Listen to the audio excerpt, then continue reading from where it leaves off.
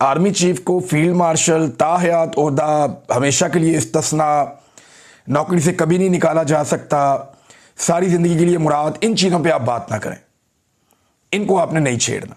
और तवज्जो हटाने के लिए डिफरेंट चीज़ें की जा रही हैं। मेरी खैबर पख्तूनख्वा के कुछ ज़िम्मेदारान से बात हुई तो उन्होंने कहा जी कि हमें इस बात का आइडिया हो गया है कि बहुत जल्दी वफाक जो है या इदारे वो खैबर पख्तूनख्वा की हुकूमत के साथ या खैबर पख्तूनख्वा के साथ एक बड़ी महाजराई शुरू कर सकते हैं। और उन्होंने ये कहा हमें अंदाज़ा हो गया इस बात का कि सूरत हाल बिगड़ जाएगी, और इसका आगाज़ भी हो गया, यानी फौरी तौर पर इसका एक सबूत भी सामने आ गया। ये सुहेल अफरीदी साहब के ऊपर एक मुकदमा है, ये मुकदमा दर्ज किया गया। ये मुकदमे के अंदर जो मुद्दई है जिसने मुकदमा दर्ज किया वो इमरान हैदर है, assistant director NCCIA, national cyber crime investigation agency, इसका ऑफिसर है। इसने मुकदमा दर्ज कर दिया सुहेल अफरीदी पे। मुकदमे के अंदर चंद चीज़ें बड़ी अजीब हैं। एक तो ये देखें ना कि मुकदमा दर्ज किया गया 9/11/2025 को, 9 नवंबर 2025 को मुकदमा दर्ज किया गया, 9:30 पे मुकदमा दर्ज किया गया और रिपोर्ट किया गया। उस वक्त बाद में उन्होंने मुकदमा दर्ज कर लिया। अब मुकदमे में कह रहे हैं जनाब हमने तो चेक कर लिया, हमारी तहकीकात के मुताबिक, इंक्वायरी के मुताबिक ये सुहेल अफरीदी साहब ने ज्यादती की है, गलती की है, इनके वालिद का ये नाम है और ये सारे मामला है। इसी तरीके से ये इनका बयान जो वायरल हुआ तो अब ये मुकदमा हम दर्ज कर रहे हैं। इसमें जो बयान उर्दू में लिखा, उन्होंने लिखा कि हम ये भी देख चुके हैं कि हमारी मस्जिद में ये सिक्योरिटी फोर्सेस कुत्ते बांधते थे और जब हम जाते थे कि ये मस्जिद की तौहीन है तो वो कहते थे कि ये कुत्ते और आप एक ही बात है। इस स्टेटमेंट भी उन्होंने उसके बाद लिखा, इसको रजिस्टर्ड कर दिया। वज़ीर आला ने तो ये बात की करके निकल गया, लेकिन इन्होंने इसको रजिस्टर्ड करके इसको एक FIR की शक्ल दे दी है। अब मेरी कुछ खैबर पख्तूनख्वा के लोगों से बात हुई और मुझे जो लगता है कि और सुहेल अफरीदी को ये करना भी चाहिए कि उन्हें इस मामले को यहां पे नहीं छोड़ना चाहिए। ये जो इंफॉर्मेशन है जो सुहेल अफरीदी ने दी है, सोर्सेज ही है ना जो वहां पे लोग रहते हैं, उन्होंने बताया, और वहां ये और इस जैसी और बहुत सारी कहानियां ज़बां ज़दे आम है। आने वाले दिनों में आपको बहुत सारे हकायक पता चलेंगे।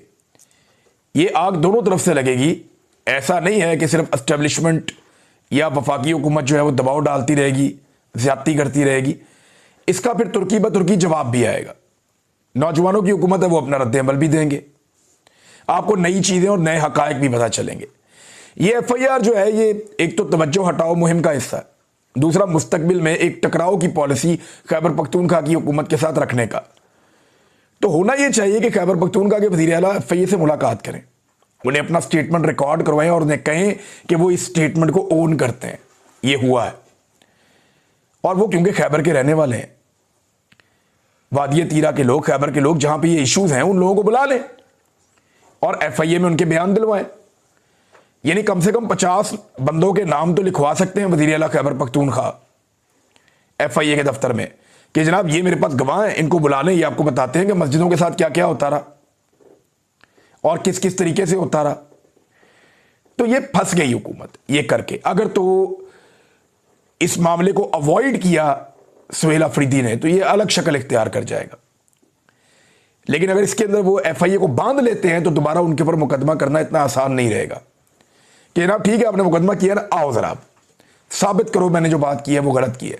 आपने कब इंक्वायरी की, कहां पे इंक्वायरी की, आप किससे मिले, कौन सी वाली मस्जिद में आप गए, आप मस्जिद का नाम सिर्फ बता दें कि जिस मस्जिद में जाके आपने इंक्वायरी की, फिर ये आपने FIR की ना।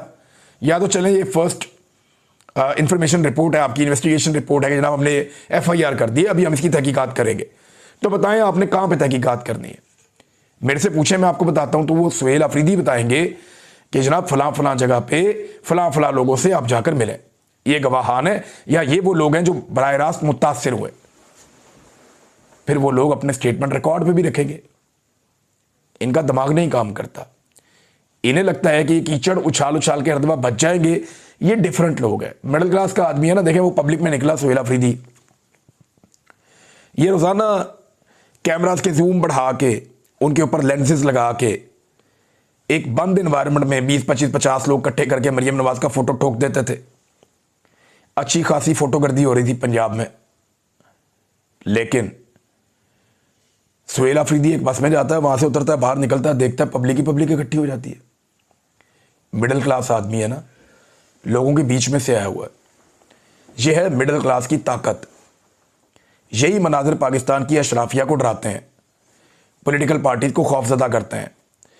आज लिखने लगा खैबर पख्तूनख्वा का कोई पॉलिटिकल लीडर, मैं कहता हूं वज़ीर आज़म पाकिस्तान, पब्लिक में ऐसे निकल कर दिखाए बगैर मैनेज किए।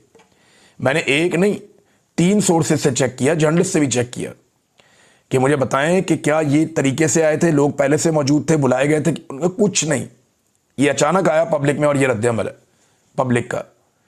उन्होंने कहा जी आप इसको किसी भी बाजार में खड़ा कर दें पेशावर के, वो जलसागाह बन जाएगी थोड़ी देर में। नौजवान इतना इसके पीछे अब चल रहे हैं सुहेल के। ये मुझे वहां खैबर पख्तूनख्वा के सोर्सेज ने बताया। कोई चीज प्लान नहीं थी। बगैर प्लानिंग के मैं दावा करता हूं कि कौमी हीरो उन्होंने कहा आसिम मुनीर साहब को, चले वही निकल के आ जाए पब्लिक में बगैर प्लानिंग के। चलो नवाज शरीफ को निकालो बगैर प्लानिंग के, मरीम ही निकाल दे, बाहर जाओ, उनका घर है, देखें लोग क्या करते हैं। मरीम नवाज को निकालें, शहबाज शरीफ को निकालें, बिलावल को निकालें, किसी को निकालें, बगैर प्लानिंग के निकालें, अचानक पब्लिक के अंदर लेकर आए, देखें फिर पब्लिक करती क्या है। क्योंकि इस वक्त पब्लिक इनसे नाराज है और दूसरी तरफ मोमेंटम बनता जा रहा है। सुहेल अफरीदी ने कुछ स्टेटमेंट्स भी दिए हैं, इसमें स्टेटमेंट मैं आपके सामने रख देता हूं, फिर मैंने आपको आज एक हलफ भी सुनाना है। सुहेल अफरीदी ने एक बात की, बात बड़ी बारीक है और समझने वाली बात है। उन्होंने कहा कि जब से पाकिस्तान बना है किसी जर्नैल को सजा नहीं हुई, अगर हुई तो अमल दरामद ही नहीं हुआ। पाकिस्तान में आइन और जमहूरियत को पैरों तले रौंद दिया गया है। 27वीं तरमीम 17 सीटों वालों ने पास की है, इसकी कोई हैसियत नहीं है। एक और स्टेटमेंट उन्होंने दिया, मेरे से सवाल हुआ कि मिलिट्री ऑपरेशन क्यों रोक रहे हो? मैंने जवाब दिया कि अल्लाह का एक कानून है, डिवाइन लॉ, सजा और जजा का कानून है, एक इस मुल्क में मौजूद है ना। जब मिलिट्री ऑपरेशन होता है तो सजा और जजा खत्म हो जाती है। आज भी ड्रोन हमलों में 21 लोग शहीद हो जाते हैं। यह वजीर आला का जवाब था कि जब आप मिलिट्री ऑपरेशन करते हैं तो आप सजा और जजा का निजाम खत्म कर देते हैं। वो जो एक अदालती सिस्टम है उसको बाईपास कर लेते हैं आप। मावरा अदालत कत्ल भी होते हैं, कोलेटरल डैमेज के नाम के ऊपर बहुत सारे लोग शहीद हो जाते हैं। लिहाजा सजा और जजा का जो एक सिस्टम है उसके तहत मुजरिमों को सजा दी जाए, वो बेहतर है। तो वो बड़ा खुलकर आ रहे हैं सुहेल अफरीदी। और अभी 12 नवंबर को एक जरगा आने वाला है, उस जरगे के हवाले से भी ऐसी खबरें आ रही हैं कि बहुत बड़े पैमाने पे लोग तैयारियां कर रहे हैं, उसमें आना चाहते हैं। लेकिन एस्टेब्लिशमेंट लगातार बड़ी पॉलिटिकल पार्टीज के बड़े लीडर्स को मना कर रही है कि आपने इस जरगे को कामयाब नहीं करना। नंबर 1। नंबर 2, 14 तारीख को खैबर पख्तूनख्वा के वजीर आला नौजवानों के साथ ISF के साथ एक बड़ा इवेंट करने जा रहे हैं। याद रखिएगा, ये जो नौजवानों के साथ और ISF के साथ इनकी एंगेजमेंट है ना, ये किसी और लेवल पे है। क्योंकि सुहेल अफरीदी खुद ISF का हिस्सा है, वो इसी तंजीम में से बढ़ के आ गया है।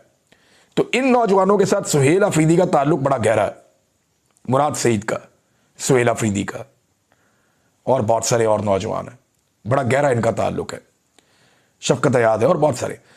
तो ये जो नौजवानों की ये वाली पौध है,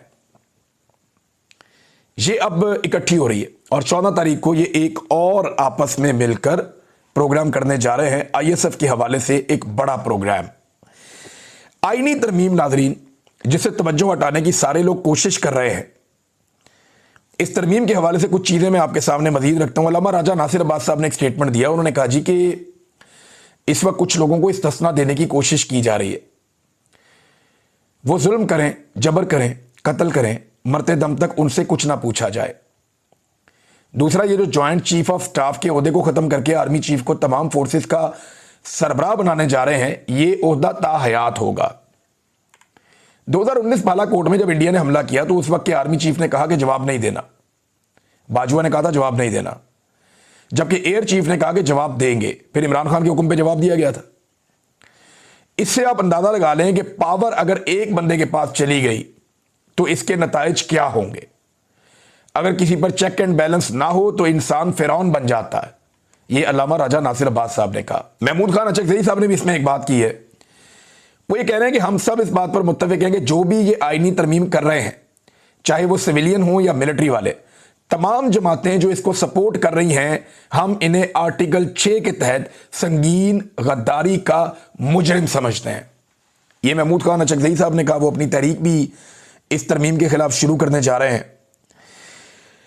एक और चीज़ है नाज़रीन, मैं आपको दिखाता हूं कि फौज को सियासत क्यों नहीं करनी चाहिए। जब पहले दिन फौजी कमीशन लेता है ना, तो उस वक्त ये ऑफिसर क्या हलफ लेते हैं, वो हलफ मैं आपको आज सुनाता हूं। सबसे पहले आप वो हलफ सुन लें, फिर हम आगे बढ़ते हैं। मैं आपको बताऊंगा कि मैंने आपको ये हलफ क्यों सुनवाया। सुने। मैं सिद्के दिल से अल्लाह ताला को हाजिर व नाजिर जानकर हलफ उठाता हूं कि मैं खुलूसे नीयत से पाकिस्तान का हामी और वफादार रहूंगा और इस्लामी जमहूरिया पाकिस्तान के आइन की हिमायत करूंगा, जो अवाम की ख्वाहिशात का मजहर है, और ये कि मैं अपने आप को किसी भी किस्म की सियासी सरगर्मियों में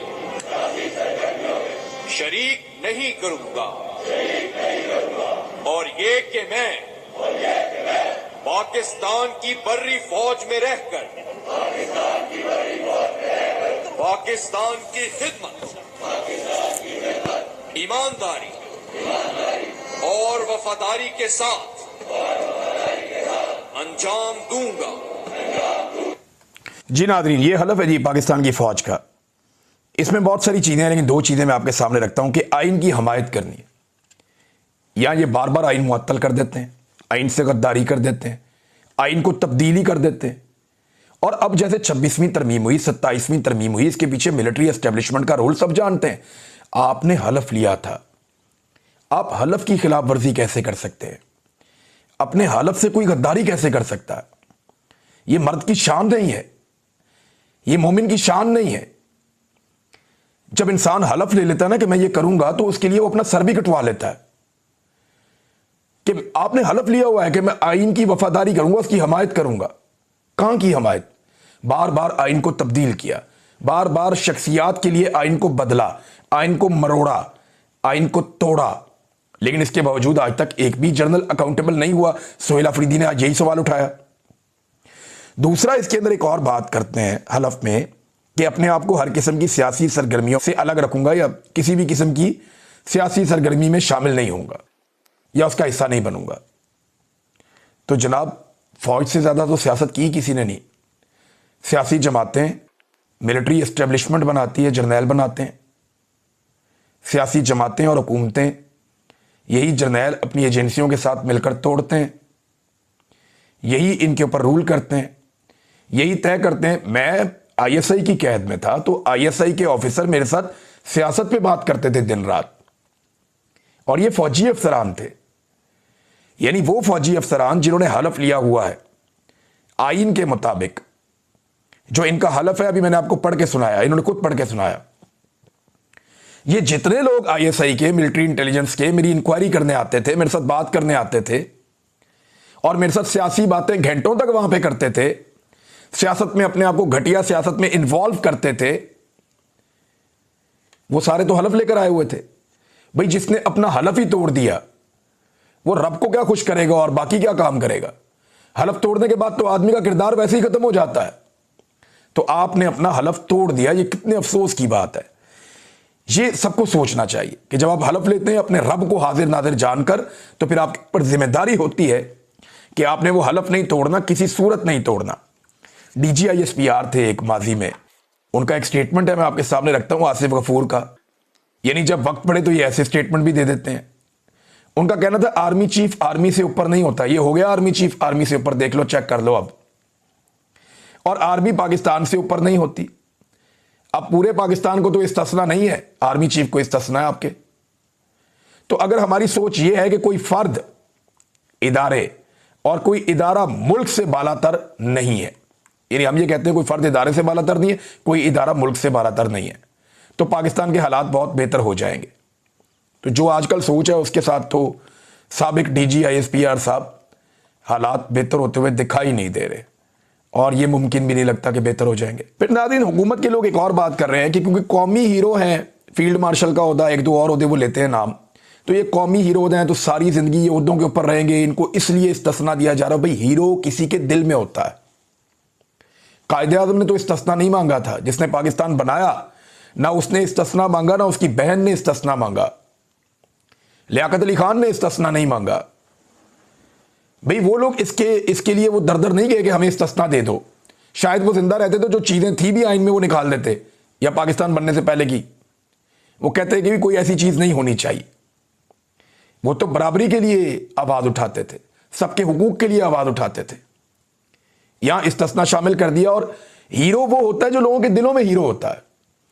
इमरान खान पिछले 51 साल से 52 साल से इस कौम का हीरो चल रहा है लगातार, बल्कि अब तो 54 साल हो गए ऑलमोस्ट। 1971 में उन्होंने बतौर क्रिकेट हीरो के कौम के सामने वो आए थे। तो आज लगभग 53-54 साल हो गए हैं, इतने लंबे अरसे से एक आदमी हीरो चल रहा है।